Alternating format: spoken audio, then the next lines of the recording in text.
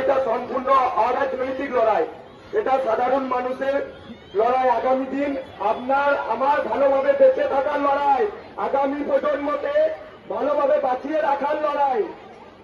এত মানুষের হাহাকার যন্ত্রণার চিৎকার যেন ব্যর্থ না হয়।